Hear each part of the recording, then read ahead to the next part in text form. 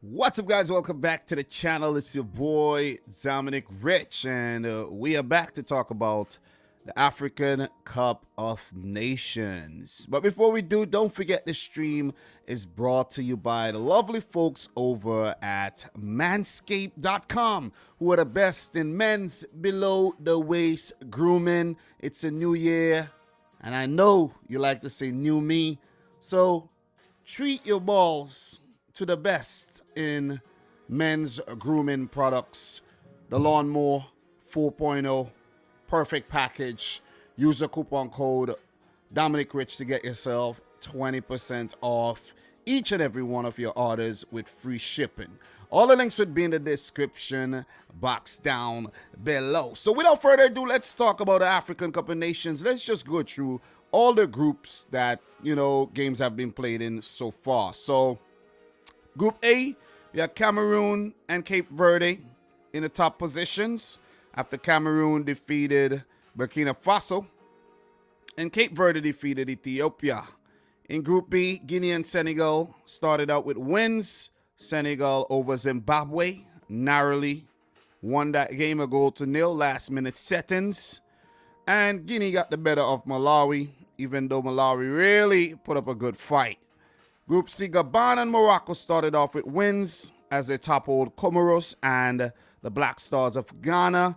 While in Group D, that we're going to talk about right now, Nigeria got the better of a rather toothless looking Egyptian team. And Guinea-Bissau and Sudan played to a nail-biting draw. That's the only prediction I probably got right so far. My predictions have been terrible, man. They have been terrible. So we had one game in Group E with Sierra Leone earning a point off Algeria. The first time in about 36 matches that Algeria have failed to score. And Sierra Leone is a team responsible for that. So good on you. Ivory Coast will take on Equatorial Guinea tomorrow.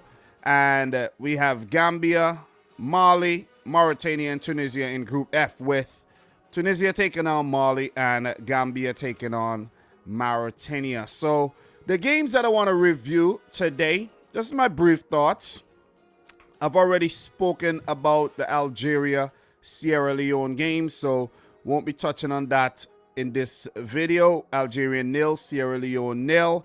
Algeria, of course, the more dominant of the two teams, had most of the ball, created more chances, and they should have scored, but big up to the Sierra Leone goalkeeper, man. Mohamed Kamara. You can't forget his name. Mohamed Kamara, man of the match for sure. And look, they fought hard for the point, man. And I guess they get what they deserve. Because Algeria needed to be a lot more clinical in the final third, and they didn't. They weren't. Mahrez, Brahimi, Bounedjah. You talk about, what you call it, Ben Rama off the bench. They had numerous chances. They should have won the game. But that's just tournament football for you. The defending champions dropping points to a team that haven't been in a tournament since 1996 in Sierra Leone. Coming out of obscurity, really. Because they're not a team that really qualifies for the AFCON, and in World Cup qualifiers, they're never really deep into proceedings. So that's a great achievement that they pulled off there. It's going to be tough. It is definitely going to be tough after, dropping points to Sierra Leone for Algeria. I think, most of us predicted Algeria to walk the tournament. But, guys, I think it's going to be a very, very tough tournament for the defending champions. As in the next game, they do have Equatorial Guinea, and then they have Ivory Coast. And if Sierra Leone weren't a walkover, just think about those other teams, So, yeah, well done, Sierra Leone. Hard luck to Algeria. So, we're going to keep it moving. And the games that I want to talk about, Sudan 0. Guinea-Bissau 0, Nigeria 1, Egypt 0. Let's talk about the game between Sudan and Guinea-Bissau first.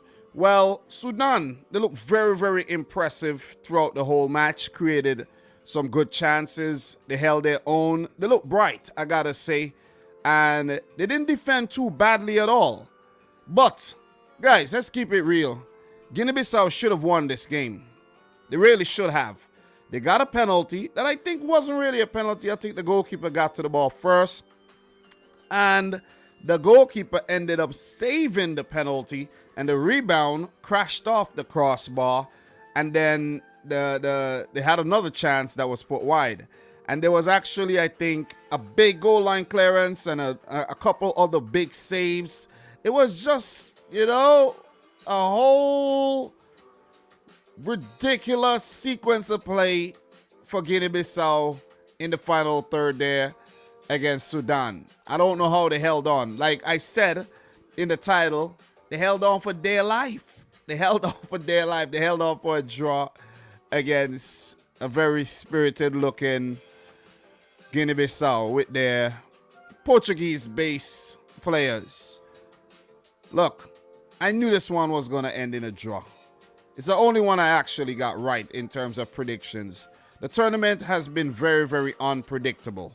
I did thought that Egypt was going to get the better of Nigeria. Algeria were going to get the better of Sierra Leone. I thought Comoros was going to beat Gabon. Morocco was going to get the better of, I think I predicted a draw between Morocco and Ghana. Yeah, my predictions have just been all over the place. Maybe it's the coronavirus that's in the air. Maybe that's what it is. It gotta be. It gotta be. But look, as I said, man, Sudan held their own. 10 shots at goal, 4 on target. They had 41% of the ball. Guinea-Bissau, 9 shots at goal, 4 on target, 59% of the ball. And as I said, those chances that they created were much better chances than those created by Sudan. Because that penalty was supposed to be dispatched. Goal line clearance, it was just, I think they looked the brighter of the two teams, but Sudan, you can't take them lightly. As a matter of fact, you cannot take any team lightly, because guess what? All the teams at the tournament, all 24 teams qualified, and they deserve to be here. So we can't really write any team off, even if, on paper, there might be a big disparity between the two sides that's coming up against each other today. So, well played, I think, by Sudan to get a point. Hard luck to Guinea-Bissau to only pick up 1. But it's a point in the right direction for both teams, as they're both above Egypt and will look to give the Egyptians a very, very, very, very stern test in the group. If what we saw from Egypt against Nigeria is a sign of things to come, it ain't looking good for Egypt at all. Just want to put it out there. Just want to put that one out there. So, look, for Sudan, their next game will be against Nigeria this Saturday. That's going to be a very tough game against the Super Eagles, who look very bright, even with the absence of a player like Victor Osimhen. They still look very, very potent. Odion Igalo not at the tournament as well. They still look very good. And their final game will be against Egypt. So, look, for Guinea-Bissau, their next game, of course, it's against Egypt this Saturday. Must-win game for Egypt. I think if Guinea-Bissau manage to earn a point off Egypt, they'll put themselves in a good position to go through to the next round, maybe as one of the best third-place teams. But let's just see how that one pans out. And look, I don't have anything else to add on this game, but I've been enjoying the tournament so far, to say the least. Even though it's a very busy time with work, with the fact that leagues are still going on and there's a lot to do. There's a lot of sacrifices I have to make to actually cover this tournament. I'm still enjoying it, to say the least, because guess what, man? We on a lot of love, and I really don't like what I'm seeing. I'm not seeing a lot of love for the AFCON from my European base subscribers and the European base football lovers. To be honest, I gotta keep it real here. I'm not seeing the reception at all. So it is what it is, man. It is what it is. I mean, It is what it is. Let's see if the tournament do grow on us all as it progresses. It's been a slow start. Just want to put that one out there. So, look, the game that I want to finish off today's roundup with, pretty much, is Nigeria 1, Egypt 0. Kelechi Iheanacho with the only goal of the game. I got to say this is one of the worst performances I've seen from the Egyptian team. That was not a good performance. That was not a good performance by Egypt. Nigeria thoroughly outplayed Egypt on the day. Kelechi Iheanacho in the 38th minute, the only goal of the game, and Egypt just feeding on scraps. Salah did get one or two chances. I think one of them, maybe he should have put it away, seeing that he's been scoring some wonder goals this season. But that breakaway and that poor clearance, you could say, from the Egyptian backline, and Aribo with the assist for Iheanacho with that brilliant finish to bring it down and to hit it on the half volley in the back of the net past Shenwari. That was brilliant by the Leicester City, former Man City player, Kelechi Iheanacho. Nigeria had more chances where Shenwari had to come up with some big saves at close range. But overall, I think Egypt just lacked the creativity. Mo Salah was starved. He was an isolated figure on the field. And at times, I don't know what Carlos Queiroz's men were doing. They were like playing some Irish football, some Burnley-type football, punting the ball up the field, hoping that it lands on Salah's head and he brings it down and take on the back line and score. I really don't know what approach. I'm trying to wrap my head around the approach that Egypt took in this game, but they can't keep taking that approach going forward. A friend of mine did tell me that he feels Egypt are going to win the tournament. I don't want to reveal his name. I want to embarrass you or anything, but it ain't look like Egypt are going to win this tournament at all. It ain't looking like it, unless performances improve as the tournament progresses. But look, quality performance by Nigeria. Really, really good. So Mr. Iguavoen and Jose Posero, who's, supervising, maybe looking on, would be proud of his boys. You know what I'm saying? They played really, really well. And they set up in a way that Ralph Rangnick sets up Manchester United, a 4-2-2-2 formation. Look, this Nigerian team has quality. I just want to share this 11 with you right now. They got quality. They have more quality outfit on paper than the Egyptian outfit. I did predict Egypt to win the game. I don't know why I did that, but maybe I give Egypt a bit too much credit. But when you have Ola Aina, William Troost-Ekong, Kenneth Amaru, and Zaidu, who plays for Porto there at the back, that's a solid back line. All European base playing for, in top leagues. Aribo, I don't know this player very well, but Ndidi, Chukwueze, Moses Simon was he was a menace on the day for Egypt. And Taiwo Owoni, who's risen lately, plays for Union Berlin, former Liverpool, Leone, and Iheanacho, they were quite good. They really had Egypt penned down. Marmoush, Salah, all these guys were starved of service. Trezeguet, these guys wasn't creative enough. They really wasn't. Taufik had to go off early, which was a setback, of course, for Egypt. And then they made another change at the halftime break, which just showed that Carlos Queiroz does not really know his best 11 yet. And he's still trying to figure things out. Let's just say he was tactically outplayed by his opposite manager. And Egypt was outplayed by Nigeria, the Super Eagles, on the day. So for the Pharaohs, as I mentioned, they got to improve as the tournament progresses. For the substitutes, look at how deep this Nigerian team is. Semi Ajayi, plays for West Brom, came on.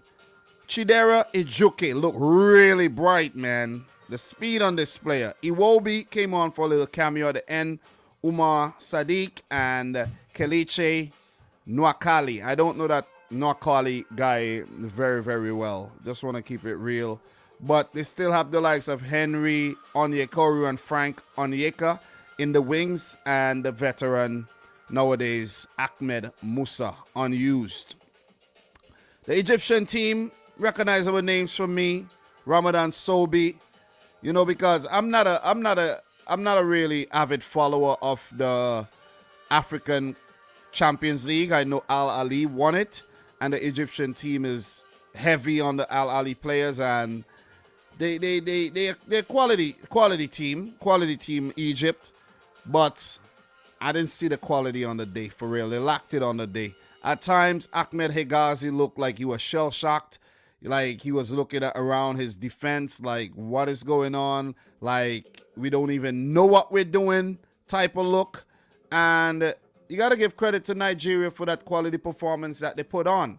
You take a look at the stats, guys. 15 shots at goal, 5 on target for Nigeria. They had 43% of the ball. Not a lot of the ball, but Egypt, they had a lot of the ball, didn't do anything with the ball. 4 shots on goal, 2 on target. 2 on target. As I said, Salah came close on one occasion. Goalkeeper saved it. But Salah, it was some good defending that didn't allow Salah to get a proper shot off. Other players got to step up. You can't just depend on Mo Salah for your success. Just want to put that one out there. And Egypt defeated on match day 1. Remember, they hosted the tournament back in 2019, got knocked out in the round of 16 by South Africa. How disappointing that was for the Egyptian faithfuls. So for Nigeria, their next game would be on Saturday against Sudan, and Egypt will take on Guinea-Bissau. I will touch on those games a bit more in the future. Don't want to dwell on that right about now. But big point for Nigeria as we take a look at the group right here. They on top of Group D with Guinea-Bissau second, Sudan third, and Egypt in the last position there. So for Egypt, they got to pick up points. They got to get points, and they got to get 3 points in the next game. It is not enough to get 1 point in the next game. Just want to put it out there. So, look, this is Group D. Who could Nigeria potentially face in the next round? Because, look, Nigeria will go through. They will go through. So, in the round of 16, the winner of Group D will meet the third place from B, E, or F. B, E, or F. We take a look at B, so they could take on maybe one of Guinea, Malawi, Zimbabwe. I think Senegal should place first or second in their group, right? So Guinea, Malawi, or Zimbabwe in their group, right? B, E, or F. Third place in B, E, or F. You got Sierra Leone, Ivory Coast, or Equatorial Guinea. Then you have Gambia, Mali. Yeah, Nigeria gotta, listen, Nigeria should, make it to the round of 16 and have a very, very kind draw, if you ask me. And in the quarterfinals, they will put the runner-up from A and the winner of the runner-up of A and C. So we take a look at that one as well. A and C. Runner-up from A and C, the winner. Look, you're going to meet either Burkina Faso, Cape Verde, Ghana is a possibility. Gabon, I think Morocco should top that group. So, look, you got to be prepared to meet anyone in the latter rounds. Just, so I'm going to put that out there. You got to be prepared. Definitely got to be prepared. But we'll talk a bit more about the bracket as things shape up. But just wanted to touch on that briefly. I just wanted to tease a bit, So, in this group, though, just want to put it out there for Egypt, that's Group D. If they do place third in the group, right, they could face the winner from Group B. And if they runner up, they play the winner from Group E. So, look. They could play a winner from Group A. They would all meet. They wouldn't meet a winner from a group if they fail to top the group. And as it stands, I don't think Egypt are going to top their group, man. So they would have to really play out of their skins if they are to get deep into this tournament. That's my thoughts. That's my thoughts on those matches from Group D and that other game as well between that game was between Sudan and Guinea-Bissau. Sudan and Guinea-Bissau. So, yeah. Sudan, Guinea-Bissau, and we did talk about Algeria, Sierra Leone as well. You know, I'm spacing out a little bit there, but it's okay. It's okay. It's okay to space sometimes. It just shows that I'm only human. I was so caught up in talking about that Nigeria-Egypt game, you know what I mean? So, pardon me. Pardon me. But guys, that's my thoughts. Let me know yours in the comment section down below. Do subscribe if you're new. Share the video out with a friend. Don't forget to head on over to manscaped.com, who are the best in below the waist grooming.